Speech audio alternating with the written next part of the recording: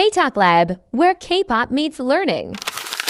We'll cover the exact translations, quick grammar points, and vocabulary you can actually use in real life. Let's jump right in.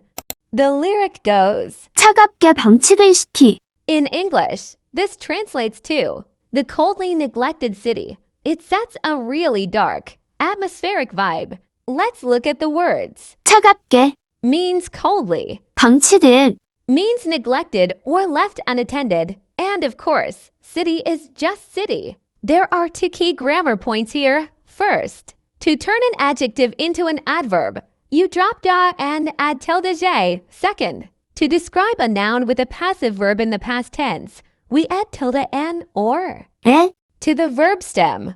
The pattern used here is super common in Korean. You start with the adverb showing how something is done, follow it with the descriptive modifier, and end with the noun itself. Adverb, modifier, noun.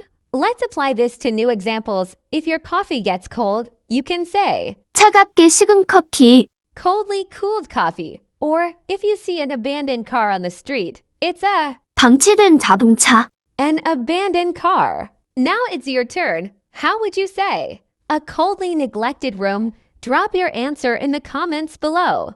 Let's break down another lyric. 먼지가 쌓인 그 시디. In English, this naturally translates to that dust-covered CD or that CD piled with dust. It gives off a super nostalgic, forgotten vibe. Let's see how it's built. Here is the word-by-word breakdown. First, 먼지가 means dust. Next, 쌓인 means piled up or covered. Then, 그 means that, pointing to a specific CD. There are two key grammar points here. First, to show what is doing the action, we add the subject particle, got two words ending in a vowel. Second, we turn the passive verb into a descriptive word for the CD by dropping do and adding tilde n. The pattern used here is great for painting a picture. You state the subject like des followed by the descriptive modifier and end with the specific object you're talking about. Let's apply this to new examples. If you find an old book on a shelf, you can say 먼지가 쌓인 책. a dust-covered book, or if it snows outside, it's a 눈이 쌓인 길. street piled with snow. Now it's your turn. How would you say? That snow-covered mountain. Drop your answer in the comments below. Next, 정숙한 무대는 시시해. in English, this naturally translates to a quiet stage is boring. It gives off a very rebellious, energetic vibe. Let's see how it's built. Let's break it down. 정숙한 Means quiet or well-behaved. Next, 무대는 means the stage. And finally, 시시해. means boring or dull. There are two key grammar points here. First, to describe a noun with a descriptive verb, we drop da and add tilde n or yun. Second, to show what we are talking about, we attach the topic particle, noun to words ending in a vowel. The pattern used here is super common for expressing your opinion.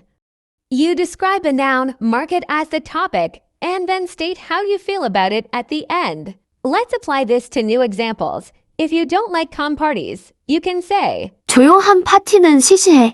a quiet party is boring. Or if a film is too cliché, you can say 뻔한 영화는 시시해. a predictable movie is boring. Now it's your turn. How would you say? A quiet game is boring. Drop your answer in the comments below. Let's keep stepping. 답답해. 정수리 시뻘개지지. 예? In English, this translates to it's so frustrated, the top of your head turns bright red. It's a very vivid way of describing extreme anger or stress in Korean, like you're literally boiling over. Let's see how it's built. First, 답답해. means frustrated or stuffy. Next, 정수리 is the crown of the head. And finally, 시뻘개지지. means turns bright red. There are two key grammar points here. First, to say something becomes a certain way, we add 아지다. or 어지다. to the descriptive verb. Second, to confidently state a fact or ask for agreement, we drop da and attach tilde g at the end.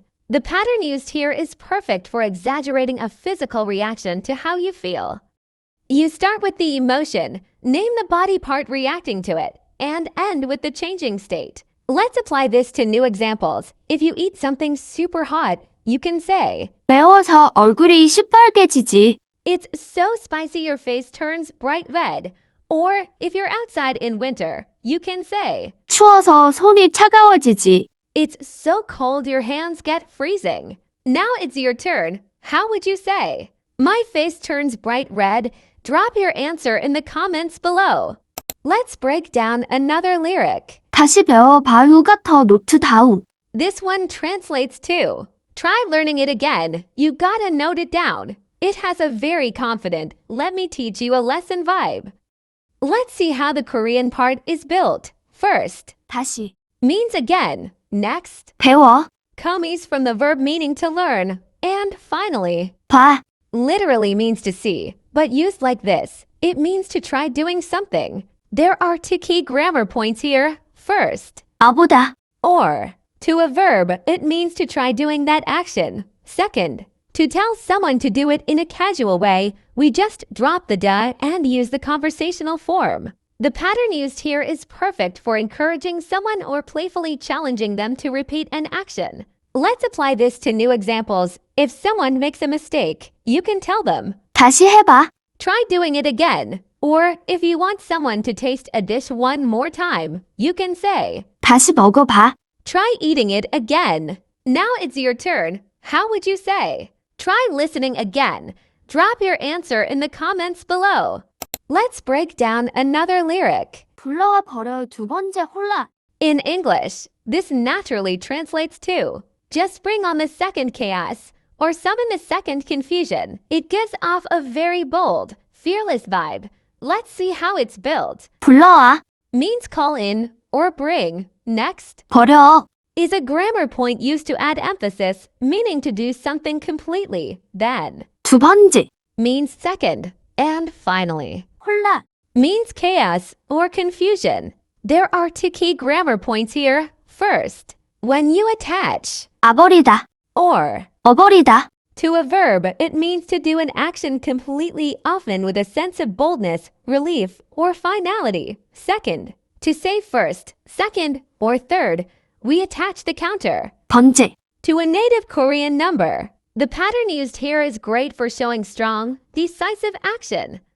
You take a verb and add particle for emphasis, followed by the numbered counter and the noun you are talking about. Let's apply this to new examples. If you want to tell someone to completely forget about something and move on, you say, 잊어버려. or if you are talking about your number one chance, you can say, 첫 번째 기회. the first opportunity. Now it's your turn. How would you say? The second opportunity. Drop your answer in the comments below. And that's the breakdown for REDRED. Which lyric was your favorite? Don't forget to drop your challenge answers in the comments. Save this video to practice later. And follow for more Korean lessons. Annyeong!